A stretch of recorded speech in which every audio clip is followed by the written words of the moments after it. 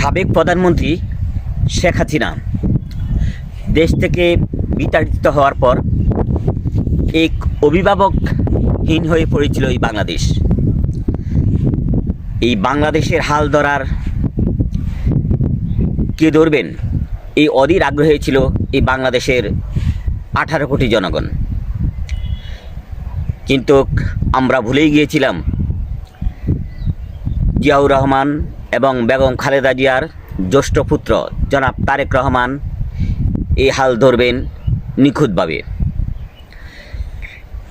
London থেকে শুরু করে বাংলাদেশে সকল জনসভায় সকল সুন্দর উপস্থাপন, সুন্দর বক্তব্যের মধ্যে দিয়ে 12.5 কোটি ভোটারের মন জয় করেছেন তিনি।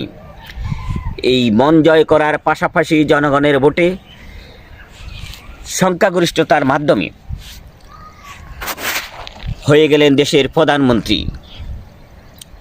মাননীয় প্রধানমন্ত্রী জনাব তারেক রহমান, আপনাকে অভিনন্দন।